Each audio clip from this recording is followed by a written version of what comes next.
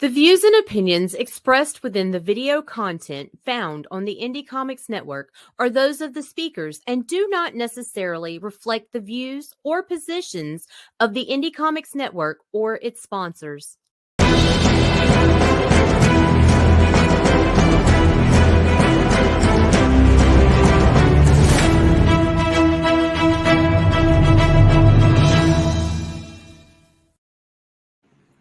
Hey everyone, it's me, Allison, the Alikat, and I'm here with my bestie, Laurie. Hi everybody. Sorry, we were having an in-depth conversation before we went live about some gruesome deaths. Oh, yeah, yes we did. We had a very good conversation about horrible, gruesome deaths.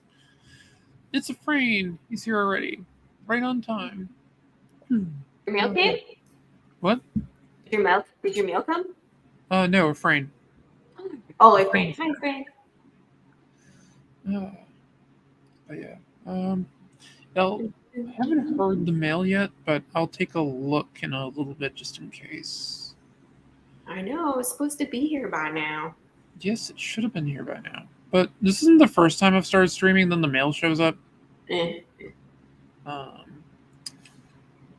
just so everyone knows, I'm going to share with you Laurie's upcoming Kickstarter for Path of the Pale Rider #4. Just coming. Damn. 4. Oh, I know, isn't that crazy? Yes, that is absolutely crazy.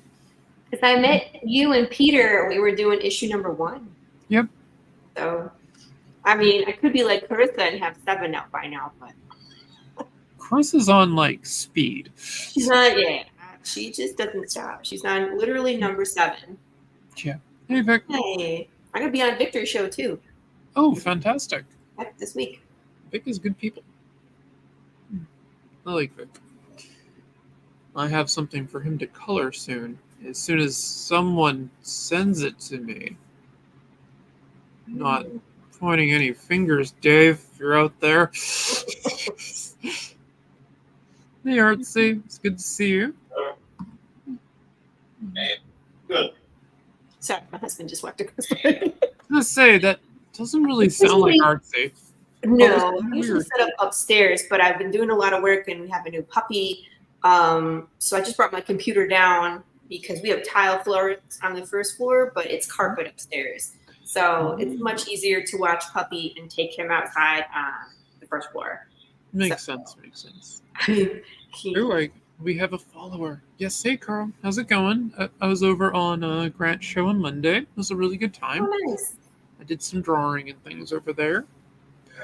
You know, my name is Ali, and I like to do drawings. Yeah, basically, that's me. Yeah, yes, it's a long time no see from back in the days of hanging out with the Page One crew. Those were the days when we couldn't leave our houses because we'd all die of the plague. Oh, yeah, the plague. Yes, I remember the plague. I was there. Well, this is what I'm currently working on. This is one of my characters, actually. She started as mainly she's still one of my RPG characters. I just had a desire to draw her. She is a modern day wizard. Modern day. What'd you say? Wizard? Wizard, yes. She's the cult detective, right? Yep. Occult detective, investigator type. She owns an occult bookstore. That's cool. Basically, she wants to sell the occult books more, but everybody keeps buying the New Age stuff, and she has it listed on there's listed the shelves of it. This says New Age crap, and it's the best. New Age crap. Oh, thank you, Artsy. And yes, I love using foreshortening. I'm kind of like the queen of it. I always like having something coming towards the reader, to see it. Mm-hmm. This is something I love to do. Dynamic posing is actually one of my go-to poses. So I draw this for a lot of characters. That's okay. Everybody likes it. Yep. Well, a lot of artists develop a go-to pose for different things. Like I have a few of them. That it's just comfortable to draw and I can rough it out quickly. I mean, to turn off my pencils. And that's like the rough right there. That's actually kind of that filled in silhouette. But yeah. But yeah, I always start off with like a blob, and then I kind of go from there. And I fill in the blob a bit more and more as I go. Fill in the blob. Yep. The knife is actually on its own layer, which I draw the entire knife. If I turn off the background, you can see the rest of the knife is there. But I have a white fill in here that with the character. And when I do colors, I link them all to the white fill, so they never go outside of the board. Yeah, that's smart. So you don't have to be as precise when you're coloring. It's like, I like this texture, and you can just like wipe it. It fills all the space and it doesn't ruin everything else. Yep, it's also why I use a lot of gradient maps when I do coloring and things. And then I have a blacks layer, which just fills in the solid black areas. And I haven't finished this layer, which I haven't started working on yet, because I'm still technically penciling. Oh. I'm still trying to find the shapes I want to use and stuff like that, and different fields for things. I will probably get over the inking at some point today. That'd be my guess. That's cool. I'm not really liking how that is. Oh. Well, I got to make some videos. That's what is next on my agenda after I pack up these last 4 giant boxes. I have to make my Kickstarter video, and some commercials and the next short film. So those are I got 3 big video projects to do, and I have some ideas. Your short films are fun. My short films, thanks. Yeah, they're fun. This one, I act in a lot of them just because my poor husband has pulled his fair share and has done a ton of acting for me. And a lot of times it's like, well, if I'm doing the filming and you're acting, who's watching the kids and the dog kind of thing. Right. So I found someone who actually wants to star in the next one, and it's not my husband or myself. Wow. So it'd be great because I can it'll cut down on the time, because a lot of times when you're filming yourself, it's like you got to set up the shot, you got to shoot, and you got to watch it. And if it's not right, you got to do it again. You got to do it again and again and again.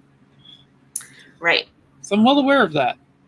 So in the number 4, it'll go a little bit quicker because I already know what shots I want. And you know me, I always name them something art. So the last one was called Call to Action, right? It was a double entendre because the character kept getting phone calls that people were canceling on this dinner party, and yet the undead had this call to action to go through this neighborhood and take everybody out. Because in my world, for people that don't know Path of the Pale Rider, it's a Western apocalypse series where death is broken. So we have zombies and undead, but they're not your cannibalistic, brain-eating, craving zombies. It's you, it's me, it's Allie, but your body dies and you start to decompose. So if your brain's decomposing, you get forgetful or violent, angry, detached. It's like having dementia and fast forward, right? So the undead become the new minority, and people really don't like them because they're so chaotic and forgetful, and they cause a lot of problems. I mean, rightly so. They do cause a lot of problems. They kill a lot of people. But eventually they decide that they are going to increase their numbers by wiping out entire neighborhoods, because if you can't beat them, join them, right? So they make everybody join them. So that's what happened in the third short film. They went through and they wiped this neighborhood. But like the whole creepy video that I did, like call to action, it was really neat. And I introduced the Undead Underground. There's some more videos out there. Some, if you play the riddles, that you can find bonus material about the Undead Underground. So number That's another 4. thing I like about your books. You put little riddles in and stuff like that. There's little Easter egg stuff. Mm-hmm. Yeah, the back cover of number 3, it's just a page full of QR codes. And if you play, you scan the QR codes and it'll take you to like, they're all YouTube videos. So it's nothing really crazy, but it's like stuff that inspired Path of the Pale Rider. So you're going to find like Westerns and action and anime and science fiction and zombie movies. But I have like a lot of silly stuff in there as well. One of the rewards that we did on last campaign was a bottle of hot sauce. Yep. So it's like a bottle of hot sauce with my undead bear Big James on it. It was really funny. And so basically, what was I trying to say? I did a video. I linked a video of the Swedish chef making hot sauce. Is one of the QR codes. That's amazing. I love it. So it's just silly stuff. But there is one QR code that is the bonus material from Path of the Pale Rider, and you'll know what it is when you find it. But the people that are finding it are like, man, Laurie, this is really creepy. And I'm like, what did you expect? Yeah, exactly. Like, this is What did you horror apocalypse comic book. Did you want fluffy bunnies? No, there is no fluffy bunnies in Path of the Pale Rider. But I like fluffy bunnies. They're cute and cuddly, and I get to watch them get killed by the hawks outside. I was like, and eat them or what? I know where this is going. Actually, bunny does taste good.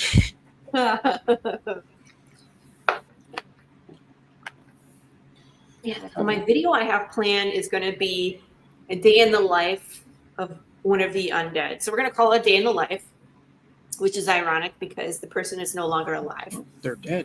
Right. So like right in the beginning, there's an incident. They're no longer have a heartbeat, which is what qualifies you for being undead in my world. And you get to see what they go through in the early stages until the point where it's like they can't stand it anymore. Pretty rough, actually, if you look at it from their point of view. Well, yeah, you're rotting in your own body, and you know it's happening. Yeah, well, you know it's happening. You start by knowing what's happening, and the panic of like, what are you going to do? How do you handle it? Like, there's other things that we've talked about that are going to come up, like if that person owns the house, how would the bank handle it if the person is undead? Yeah.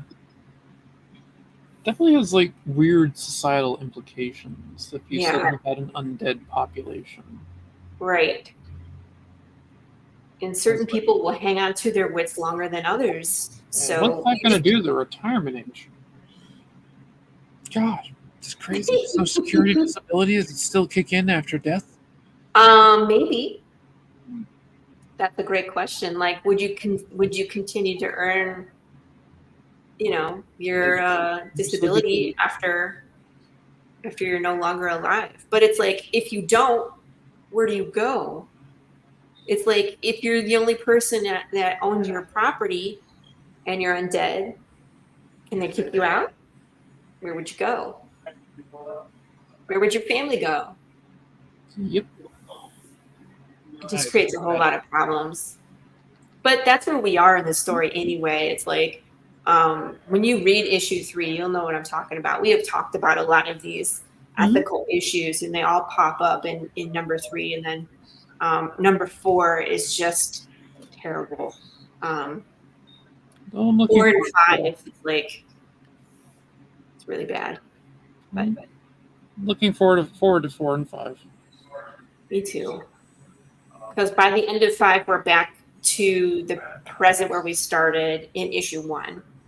So issue 1, we start 10 years into the apocalypse, and then like Jude has this thing in the wild with his horse, and then Judith, the town of Santa Claus.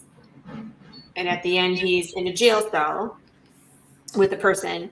So at the end of 5, we're back in that jail cell. Yep. It's No, finally it should be back very there. interesting. Yeah, it's great because 5 is crazy, 6 is nuts, and 7 is my favorite. Yeah. 7 is insane. That's the one. You remember the one? Yep, I know it. Yeah. That's a very good issue. I'm looking forward to that one because I probably don't have to letter anything. No, you probably won't. No, there's certain issues that I have where there's very little talking. Like issue 1 is that way. There's very little text. It's just, watching reactions and how Jude handles situations. And 7 is that way as well, where it's like, all right, what's he going to do in this crisis? So. Yep. Let's see. I'm trying to remember the other things that she has that she wears and stuff.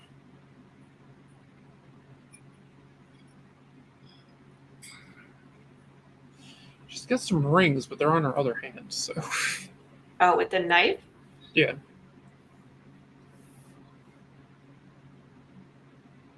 Yep, we won't see those. Yeah.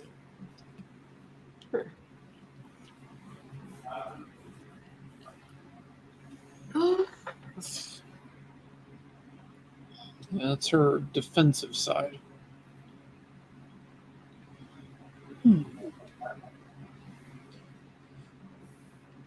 It's weird because the knife she's using is inspired by the idea of the Wicca's athame.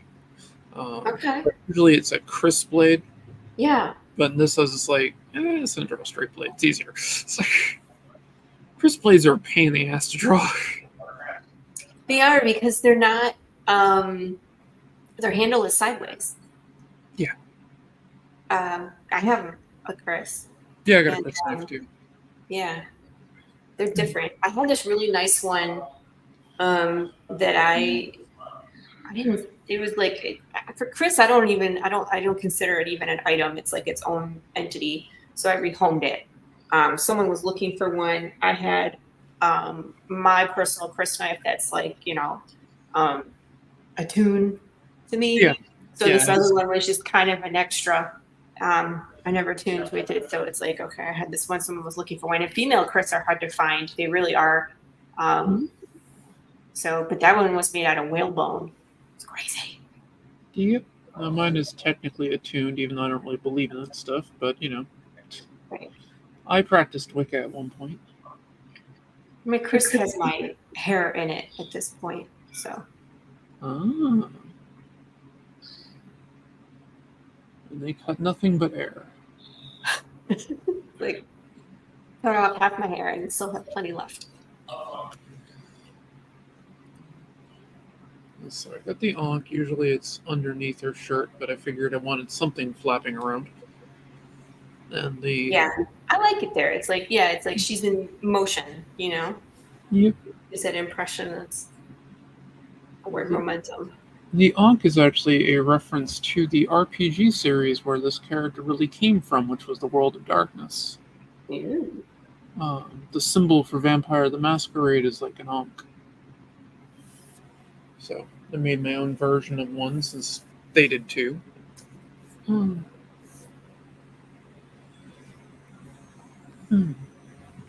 yeah. Yes, if I ever do a book with her,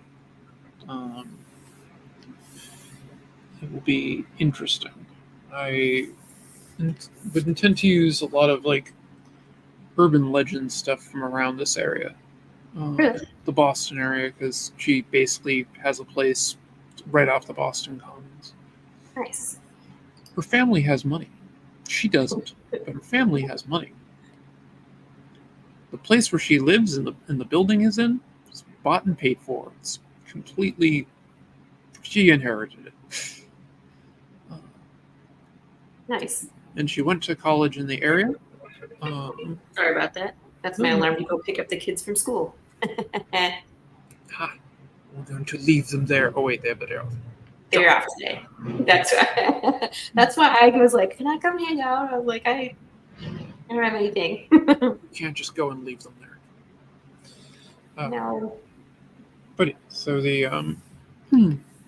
but yeah, she has a place right off the Boston Commons. She probably I could pull out some pictures. I'd have to find them, but I have pictures of the area where I think that her shop would be. That's cool. And yeah, so she's got that, and yeah, she has a doctorate from Harvard.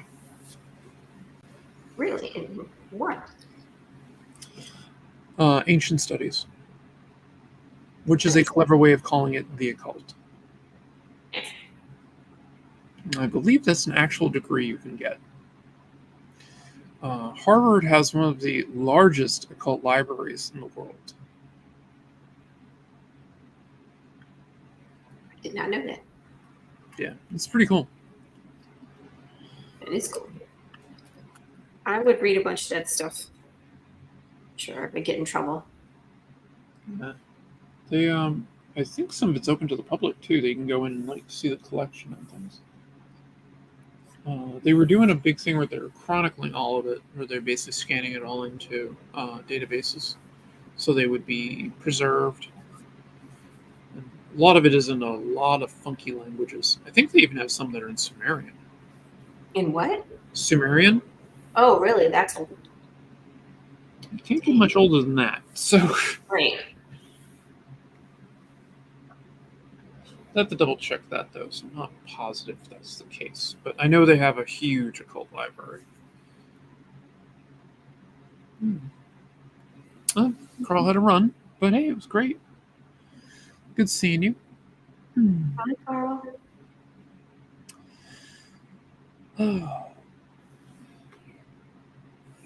But yeah, this is my character, Penny. Penelope Reed. And Nice. if I ever do a book with her, it'll be called Penny's Dreadful Tales. I love it.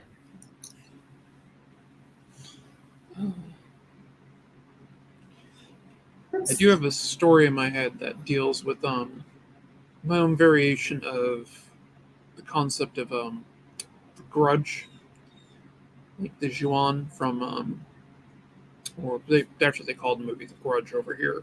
That's what it is, but an Onryo. And one of the things that Penny makes clear throughout her dealings with things of the occult and whatnot is that humans tend to be far worse than anything else out there. You know, it's not even just that. Like, things can be bad, but they're few and far between. There's a lot of bad humans. Yeah. And an Onryo is basically the leftover hatred of a person. Right. That only wants one thing, vengeance. There's Jim's here. It's always good to see Jim. What's up? But yeah, so the variation I was going to do with it was she has a friend who is a quote-unquote ghost hunter and tries to help people out, and he's dangerous in the sense that he knows the supernatural is real and he doesn't really know how to handle it. But He's a ghost hunter. Why does he not know? yeah, well, he's part of my group that I call the Ghost Chasers, which I've done a few little funny things making fun of Ghost Hunters, the TV show, with them, and generally they always end up getting killed by whatever they're trying to investigate. Oh, thank you, Jim. I appreciate it. So he's in investigating a place and realizes kind of he's bitten off a bit more than he could chew. And he's just like, well, I know somebody. And he calls Penny at the occult bookstore. And I just have this sequence where he has his phone up to his ear and he's like going, uh-huh. Okay, you're sure? Right. He hangs up. So what'd she say? She says we're fucked. Yep, pretty much. That's it. That's just like, Sorry. You have to go in and rescue him and have to deal with it. Because the idea behind the Onryo is if you come in contact with it, it's like a virus. You're now infected by it. So you can bring it someplace else. And then that moves the infection to a new location and spread. Oh, so kind of like Yeah. was it The Ring, where she had to spread it by video? Yeah, it's a very similar concept that the Onryo in Japanese mythology is literally a virus. That it's this spirit of hate, but if you survive your encounter with it, which eventually you won't, it will get you. Mm-hmm. You can move it to different places with you, and now the haunt's in 2 locations. Oh no, that was The Grudge. That one. Yeah. There was a sequel where it's like it's in an apartment building now. Like how? Yeah, it was in The Grudge 3. That one, okay. But that's all based on the concept of the Onryo. Right. I was gonna say, I knew that one was like a remake. Yeah, the first one, the sequel, the American sequel, doesn't share a lot in common with the Japanese sequel, which the Japanese sequel is downright twisted in the end. The American sequel was nowhere near as twisted. Tame comparatively. Were we not ready for it? I wonder. Well, the ghost figures out how it can get itself reborn. Ew. And then it kills the mother. Yeah. Yeah. Like pushes her off a bridge or something. It's been years since I've seen it. Ugh. I just remember seeing the ending going, oh, well, that just happened. So, Well, that sucks. one of the things I like about a lot of Japanese horror movies is the people who this stuff happens to didn't deserve it. They're just random bystanders. It's literally true horror in that sense. That these horrible things happen to these just average people. Like they didn't deserve it, they didn't do anything wrong, and generally speaking, they don't get out of it. Yeah. Like the Ring, the ending of the original Ring was very twisted in the sense that they thought they beat it. Actually, in the American version, it was the same thing. They thought that they beat it, but she came out of the TV and killed the boyfriend effectively. Right, I remember that where they're like, "It's fine," and then he dies, and you're like, "It is not fine." Right. And that's when you realize that was not okay. What just happened? That was the scariest part to me in that movie was actually right in the beginning when they're at the funeral for the first girl. Yeah. And they're like, we found her in the closet. And it's they flash it. You see like a flash of her in the closet, and her head's like, yeah. And that's all you see is like just a second. I was like, oh my God. You know, because that's the first time you see anything, but it's just like that much. Oh, bear with me.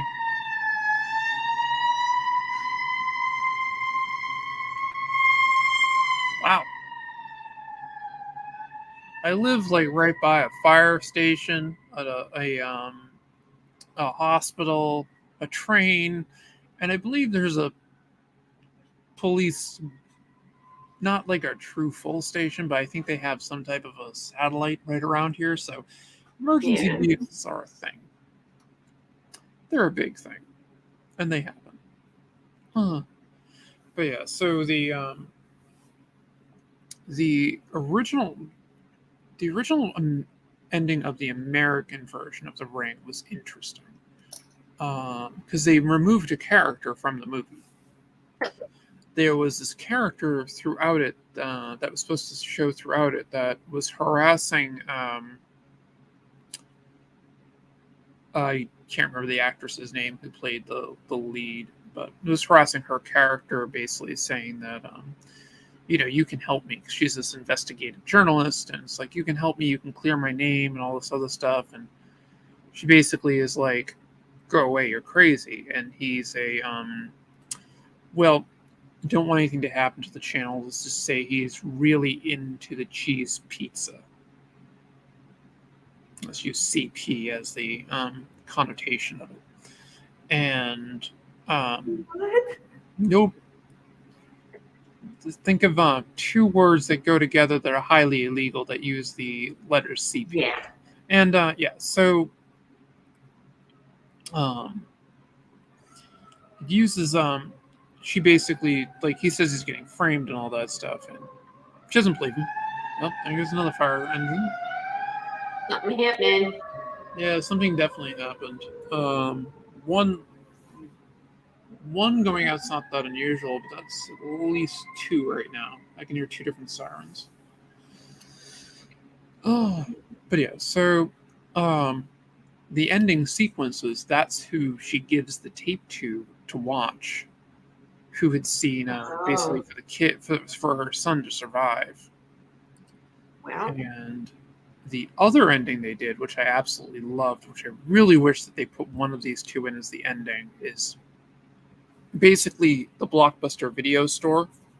Mm-hmm. And she put the tape on the into this section that says like employee recommendations and replaced the tape with that in there. And it's just like, it's showing you that, you have to become the monster in order to save the people you love. Oh, terrible. I so wish that they had kept one of those endings. But in the Japanese ending, I believe she shows it to her father to save her son. Now, her father's dying, and I believe he fully knows what's happening. Like, it's not like thrown on him. That, like, he fully knows what's happening. That's, like, supposed to quasi end the curse. But it's been... I'd have to check the movie again. I haven't really seen it since, like, 1998. So, I think that's the ending. It's been a long time, though. I'm going to ask Laurie to entertain people for a few minutes. I have to step away. The little girl's room's calling. Can I wait? Let me put a screen up, and then yeah, I can share your screen.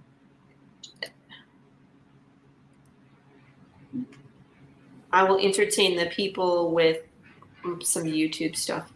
That sounds good. I see it, and I will be right back. Do.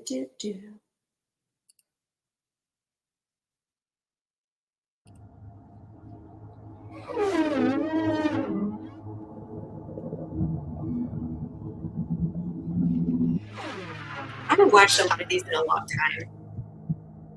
This is just a tease.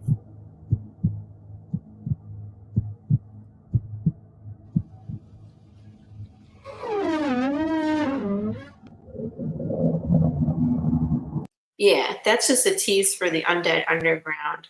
I wanted to show you guys here. This is kind of like the first one that we started with, was Pine Fox commercial.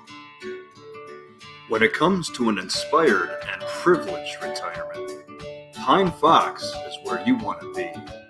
Quality of life, peace of mind, harmony, it's all here. The setting is beautiful and peaceful. The atmosphere is lively and enriching. The amenities have something for everyone and every interest. At Pine Fox, your health and well-being is a top priority.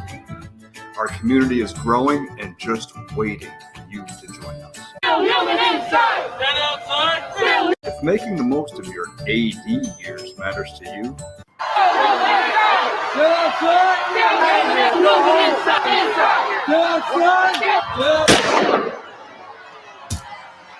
the choice is clear.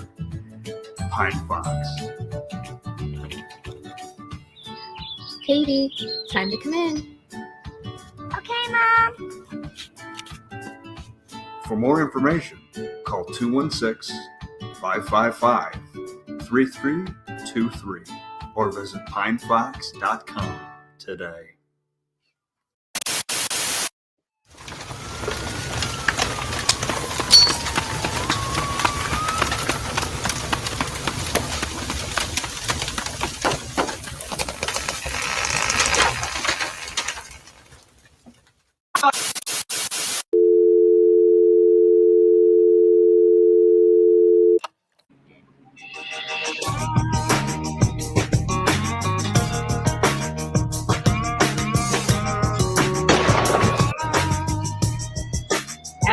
first one. Yep. And just remember that those fire trucks weren't coming from me. Say what? Those fire trucks weren't coming from me. You had the fire engine sounds in the background of one of your things. Oh, the ones on this one, yeah. You were like, more fire trucks? Those weren't coming from That's my me. video. I'm like, wait a minute, I'm muted. Sorry. Yeah, that one was so good. It's like we were smack dab in the middle of a pandemic when we recorded that. And like the riot scene, I was begging and pleading for people to come. We all had to mask up anyway for the scene, but like we all had to wear masks because of the pandemic, you know.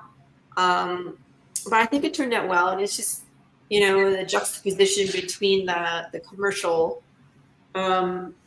you know, the white picket fences and the happy community. Notice you didn't really see anybody's faces until the end, and that's when you saw that kid with the big old scar. That's my daughter Katie when she was little, so it's funny to look back at that. The little one.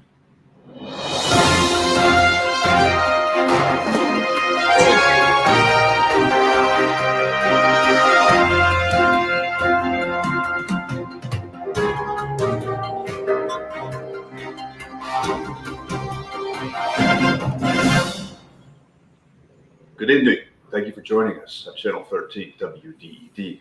I'm Louis Landon. As you know, we've been following this crisis as it develops. And now we'd like to go live to Ellie Brock on location, talking to you, the viewer, on what you think caused this horrific crisis. Ellie, good evening. And how are you? Hello, Louis. How are you? I'm here on location today. We're going to walk the streets and see what people have to say. Hello. Thank you for joining me this afternoon. You got it. What do you think broke the death process? The witches. It's the cats. You know, if I had to pick one thing, it'd be the aliens. Aliens. Yes, aliens. Where did they come from? Outer space. Why do you think the death process is broken? I can tell you. It's that damn sugar. That's a good question. And a lot of you are going to say the government. I know, in fact, most of you are going to say the government. I think it's the government. No comment. Do you want to talk about what you think broke the death process? Sir. What? Sir, do you have a second? I'd like to ask you a question. It has to be Anthony Fauci. None of this is the reason death was broken. I honestly think it's vaccines. What's causing the undead and what's causing the human form to turn into the undead. And it's not just death. You think about it, this makes sense. No comment. Wait, are you saying we can't die? I think it's the food that we eat. It's in our candy. I'm not answering no questions. Is it even real? What? Maybe it's not. Maybe it's not. I bet it's the cats. I know it's the cats. Everything is genetically processed now. So GMOs. Remember the pygmies? I think they're back. No fucking comment. It's the nanotech technology. A pale horse, and he who sat upon it was death. Can you elaborate? Very dramatic. Look, man, I don't know. Back off. Maybe this is all just a really bad trip. Many of you people, I think you guys are all at fault. The media, the government, Big Pharma. You guys know who did this, and I won't stand for it. No comment. It's in our coffee. You can't die? Well, I mean, your body dies. So where can people go to find this information? Google. That's what I think. Google it. Like specifically yogurt? Not the yogurt. It's in our drinks. Can you be more specific? God just doesn't stop. He was whispering so quiet you couldn't hear what he was saying, but he was saying it was There's a colony of pygmies. Jesus. That's the only thing I he was think they are out casting voodoo spells. That blueberries got me real concerned. It's in the brisket. Yes. It's in the barbecue. It's in the brisket. Look around you. How many deaths do you hear about? A lot right now. So, of course, it was the witches. They're the smartest people in the world. Skinny G. He must have given me some bad stuff. You just said I don't die. Your body dies, but yeah, you stay in it while you decay. It's sugar. Don't believe everything you hear. It's absolutely organic. Just the meat, Barbecue and the brisket. water, And the water. and the vegetables. That's the limits of life. It's McDonald's. It's McDonald's. McDonald's broke death. And the reason I say that is if you think about it, their food don't actually burn. Their food was designed to be consumed by the dead. But see, if you take it, then you die. So it's the consumption of eating the food that only is made for that do not die. You get what I'm saying? It's McDonald's.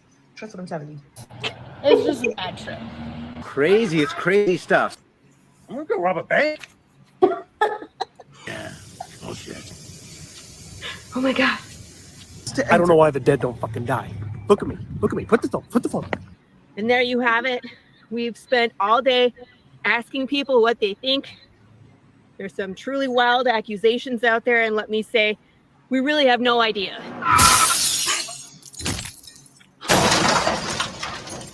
Go to commercial. Is she okay?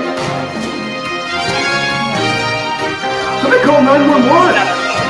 What's on 911?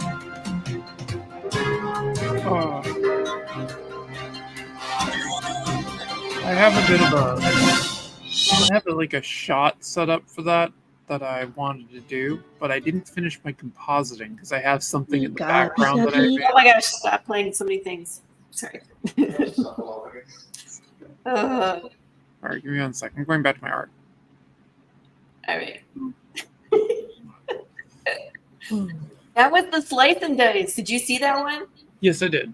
Okay, good. But yeah, I had done a what was it? A short for that. And I filmed it a few different times. Just used my webcam. Yeah. And, used to be able to see a bit more before I had the mountain of books, but I had something kind of appear in the scene behind me. Oh. Yeah, it was like a shape. So. Uh-oh. Yeah. But these days I'll finish it. I just haven't enough time to composite everything out and then do the effects on it. Cool. You can say like, yep. Fun with After Effects. Great. And while I was up, I checked the mail again to see, and nope, still not here. Lame. Yeah, I don't think I'm going to get anything today. Lame. Very. It's like it should have shown up by now. UPS is taking, or USPS, they're taking too long. Yep. So I haven't got any mail for a few days. That's not unusual for me, though. I mean, people can send bills. It's not like I'm going to pay them anyway. So, I don't have any money. Right. I don't know why they send things to me. They know better. Yeah, still.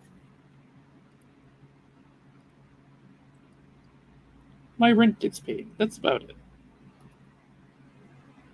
They should know better. So if we suddenly lose power and internet, it wasn't because it didn't pay. That would explain why. Yeah. Well, the internet is actually one of the only other things I pay for. I am lucky. My heat and electricity and water is all included in my rent. Oh, nice. So I complain that it's kind of high, but in all honesty, I'm getting a decent deal when it comes to that.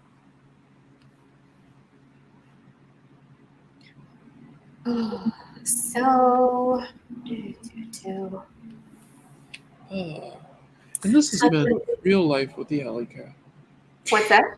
This has been real life with the Alikat. Right. Real life experiences. Oh God. How much I should do for that. So I've been doing metal covers all along on my Kickstarter campaigns. Well, I started at issue number 2. So this campaign kind of wraps up like the first act of the first arc. Because it's 12 issues, so it's 4, 4, and 4.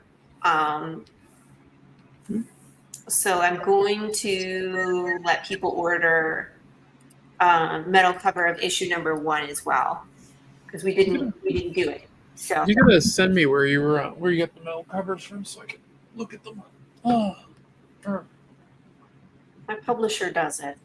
it's done through Charter. Yeah, it's through Charter. I'm not sure what their printer is because I don't have to worry about that. They handle it for me. I just tell them what I want to order. I spend the money for it, and then they take care of it. They take money and then stuff happens. Right. Because honestly, at this point, it's like it do so many things. It's one less thing for me to worry about. I appreciate it. Chris is with Charter too, isn't she? She is. So it's like Richard Dury, William Russell. There's a few of us out there. David Sanchez, Ken Salinas. Because we do they do freelance art, and they I freelance write for them, and it's all good stuff. So I think after number 4, instead of doing metal covers, I'm going to do wood covers. Ooh, that's kind of cool. Yeah. That'd be very cool. I was like, should I throw them on this one too? But it's just going to get so crazy with all the stuff I have. I was like, let's do the first 4 metal covers. The second 4 can be 5, 6, 7, 8 can be wooden covers, and then I'll find something else for the last part. That's cool. Cloth cover. I don't know.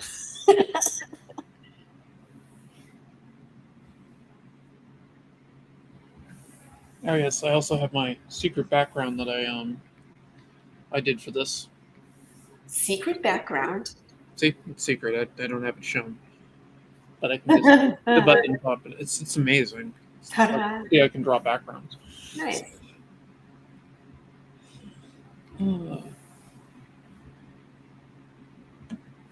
Oh no, you don't. No. No. You're no. You little kitty. Tuxedo pain in the butt. My puppy is asleep on the floor. Let's Otherwise, I pick him up and we can have animal time. Yeah, Hobbs is licking himself on my bed. What kind of jealous cats can do that? Yes.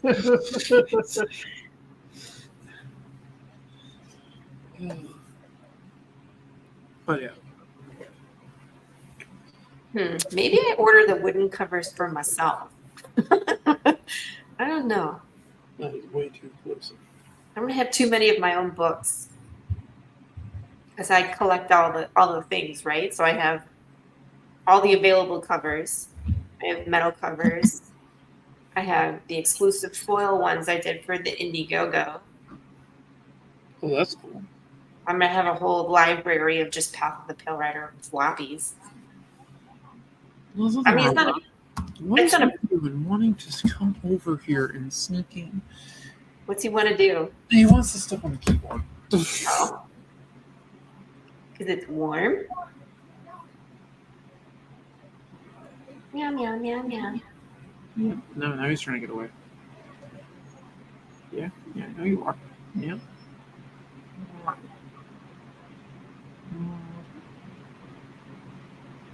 So what's next for you? What are you working on getting out there? Well, I have like 3 books done, but kickstarting them is like a worry for me because I need to like form an LLC for myself so I don't kick myself off my own Social Security disability. Yeah, don't do that. And then I could start doing it. And they're not short books. They're like 52 pages each. Wow. So, and that's just like, if what I want to do is pick one of them and be like, all right, so this is the one I'm going to work on, and then do the full story arc that I have set up in my head. You're doing stupid crap again. Yay. Damn tuxedo. There goes my for that one. It's like, I don't want it. I want to be over here. It's a little fuzzy. Ooh. It's going to explode.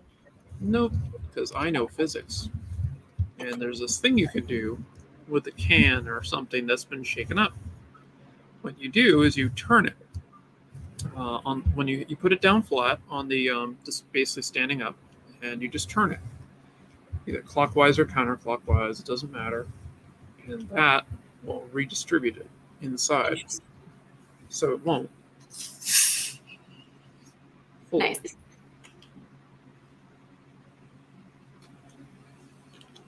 It works a little bit better on a regular soda, not on a diet. Diet tends to be more carbonated. Gotcha. That's why the Mentos trick works so much better on diet soda. Interesting. I did not realize. Yeah. Extra explosion. You can hit the ceiling with the Mentos trick in a diet soda. I know this because I did it to somebody at my work. Whoops. Well, somebody had been stealing my drinks, and I'm one of those weird people who likes diet soda. I just like the taste.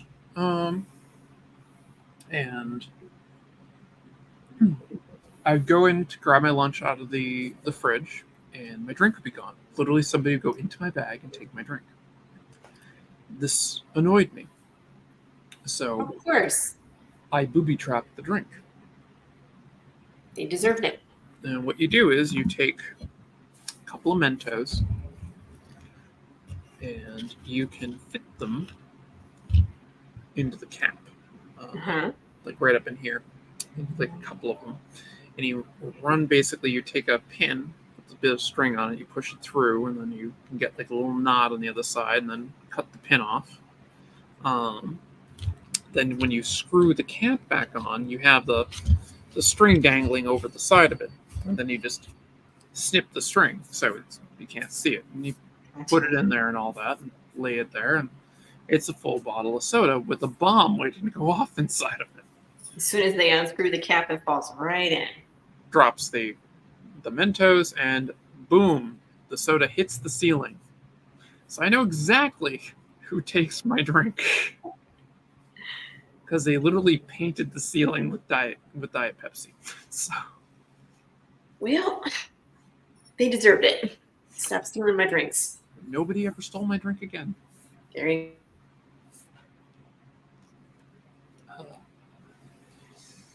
I had a warning in my lunch bag that says the next time you do this, you will regret it. I didn't let him live that down either. I made him, I was like, you have to replace all the sodas you stole from me, too. Oh my gosh. He bought me like a case of Diet Pepsi. I mean, the audacity of people. Why would you take a drink from somebody else? Yeah, like, no, get your own. Very simple. It was definitely a dick thing to do. Don't take what's not yours.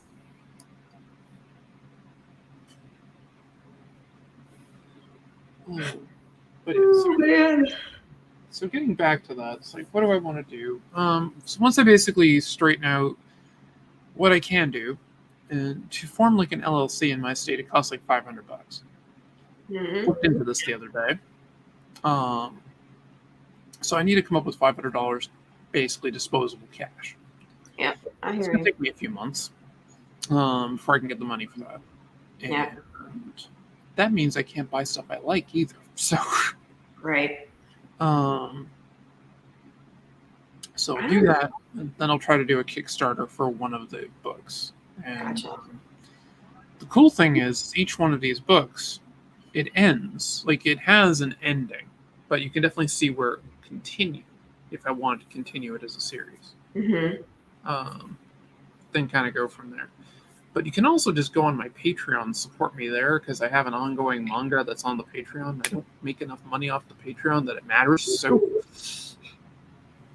and if I start making enough money that it matters, then I'll be even happier. Well, then you just link it to your LLC. Yeah. I was going to say, I don't know about you, but here in Texas, it took like 6 months for my LLC to get processed. So I was like, any day now. I don't know how long it takes here. I can talk to my friend Curtis, because he formed one once with another mutual friend of ours, where they were trying their own software startup company. Oh, thank you, James. I really appreciate you smashing that like button. But But yeah, so they he formed one, so he's got kind of an idea of it. And the two of us actually have an idea for a project together that we've had since like the early aughts called Entipore. Cool. And it's basically a swashbuckling fantasy story set in a quasi-Spain. I was going to say, if you want to think of what the city looks like, because Entipore is the city, it looks kind of like Morocco, is what the design's based on. And like when I was setting up different pictures of it and all that, I was using Morocco as my research. This is back in the day when Google wasn't as good. We were creating this, and I literally was going through National Geographic magazines because my grandmother gave me a subscription to National Geographic for like 20 years. So I went to the library, and I basically it was basically my graveyard of stuff I'd go through, art references and everything else. And well, I think everybody knows I love science, so. Mm-hmm. Uh-oh. Uh-oh. What? Small child. Small child has appeared. It's like Pokemon. Gotta catch them. Charizard has appeared. And then she ran away. They're seeing if I'm still on here, because after we're done, we're going to have to run to the post office, and then I told them we would go swimming. Yeah. Well, I won't keep you much longer. The dog will come swimming too. Oh my gosh, Allie. So yesterday we were outside, and again, it's just, it's Texas. The pool's hot. We're always sticking our feet in the shallow spot. We have like a couple sun decks. There's right when you walk out to the pool, there's a hot tub. In the middle, on either side of it, it's a sun deck, and it has like little bubblers, and then the main pool. And it's not super deep; it's like 5'4" in the middle, and it's kind of a sport pool. So it slopes ever so slightly towards the middle, but it's not super deep, right? You can't dive into it, whatever. Yeah. So we took the puppy in there a couple times, just kind of me holding him and him getting used to it. And yesterday, me and the kids were standing in the sun deck, just putting our feet in the water. And the puppy got brave enough to put himself in the pool on the sun deck. But he couldn't see where the sun deck drops off into the pool. So he kept trying to run because he's right. And he's running thinking that there's still ground there towards the pool. So we kept stopping him and turning him around. And like he would get out and then he'd get back in, he'd get out, he'd get back in. And he kept trying to get in on this corner that was like the corner of the sun deck and the 5-foot pool. But he couldn't tell the difference. So we kept, saving his little butt. But one time, my daughter missed him, and he dove. He had no clue. He just basically took it one step and went into the pool. So he went all the way under. But he came up, and he's newfie, so even though he's a puppy, it's second nature. So he just turned around and swam back to me, and I picked him up, and he was fine. Well, humans actually swim as it's second nature to them too to naturally swim. Right. Right. If you take a baby and you have it in the water, it will swim. It'll even go underwater and come back up, and it'll be all happy and stuff. It's weird. I don't recommend just like leaving the baby to do that, obviously, because you're not going to have a live baby for long. You're going to have one of Laurie's babies. You'll have half of the pale rider baby, yes. Which is terrifying, in fact. Oh God, yeah. But yeah, so that's what they're really looking forward to, swimming with the dog and seeing if he'll jump into the pool at this time instead of, being ever so cautious as he is. But wet dogs are so hilarious; they just run all over the place. So I sometimes say to myself, it'd be great if I had a kid of like a 6 to 10-year-old or something. But I don't want them any older than that. If you really want to borrow one, I will ship mine to you. She can come visit and drive you crazy. She'll ask you 4,001 questions in the span of 15 minutes, and then you can send her home. Be kind of an expensive trip for 15 minutes. That's true. All right, keep her for a week. It's all you won't be able to handle her much longer. Like I could handle her for a day. But this is something I say to myself. It's like, I'd be a good mom until they're like teenagers and I just killed them. Because I know how I was a teenager. Even a 9-year-old at this point is like, okay, Mom. And I'm like, wow, you're not even a teenager yet. I'm like, But yeah, you're going to go live with Grandma when you turn 13. It's like, you're not even a teenager yet, and you already got the attitude. Even today, I was like, why are you so grumpy? Like, you have a day off, you got to sleep in. Like, what is the deal here? Whatever. She's fine now. She just needed to eat something. She was hungry. That's the goal. Just feed them. Wait, Sometimes there's a it movie is. about that, isn't there? You don't feed them after midnight. She's not a mogwai. She could be No. a gremlin, though, sometimes. Oh, goodness. Like I said, my children are furry, so. Oh. I have one of those, too. Yep. It's funny when you're talking about the dog going into the pool and all that, and I'm like, yep, cats don't really do that. But when they do, it's fun. Do they freak out?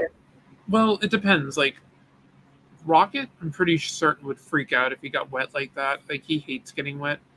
Hobbs is just like, whatever. But it's something with the ginger tigers, they just don't care. They're a little dopey anyway, but there's something with ginger tigers that they don't really have a problem with water. And like, because I remember when he was a kitten and all that, and I was taking a bath once, he jumped in with me. Oh, hello. Yeah, I didn't really like that. No? No, because claws. I was going to say, did he claw you up? Because, ouch. A little bit on my legs. And, but yeah, he used to take a shower or something like that, and he'd try to jump in. I'm like, no, we're not doing that again. Do not chew on that. It's like a child. Yes, they are. Yes. Yeah, I'm looking at you. Yes. I'm looking at you. That's Rocket.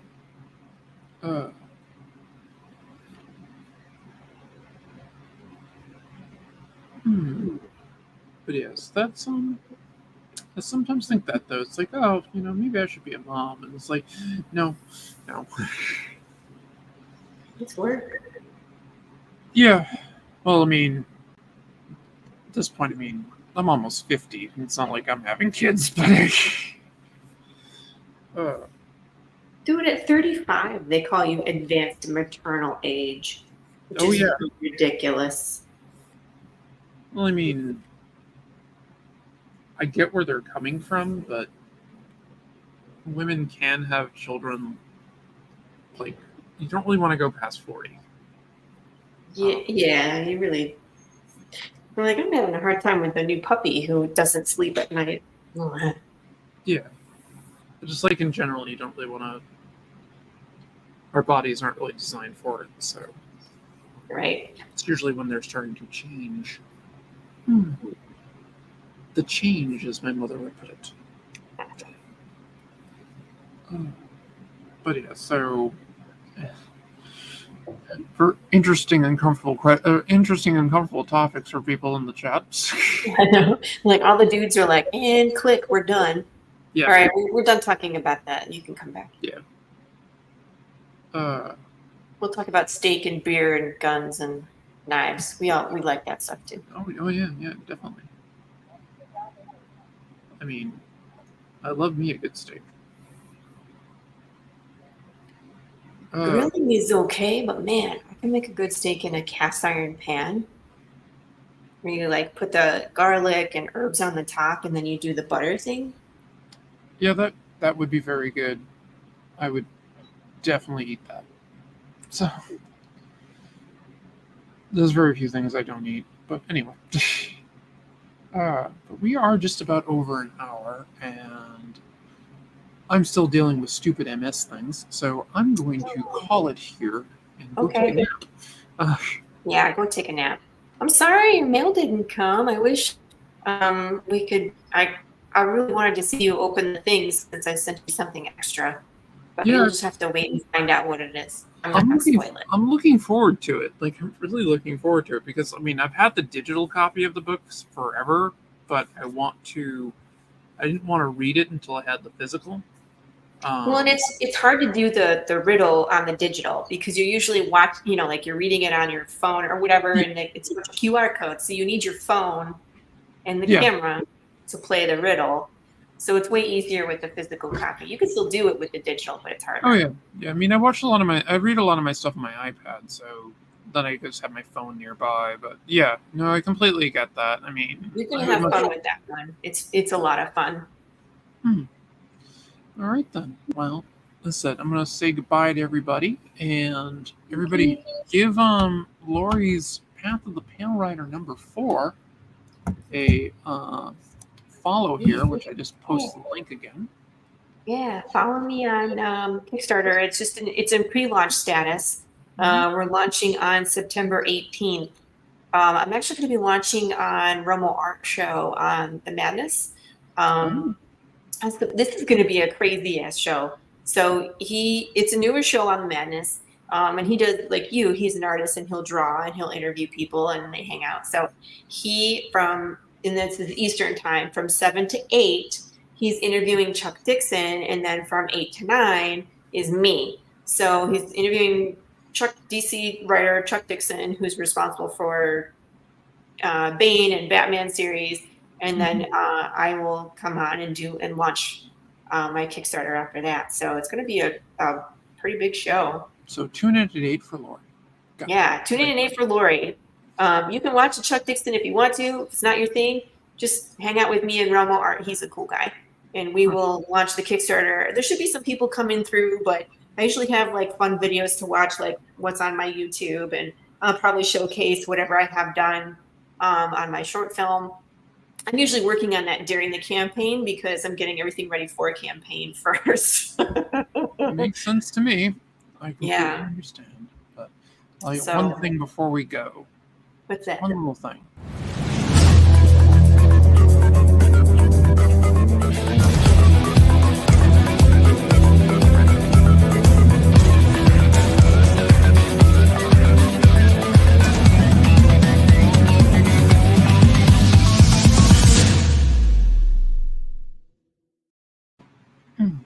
I like Prototype 0. And your ads are always so good. They're beautiful and they're animated and always great. So I'm working on a new one that's going to have a bit more animation in it.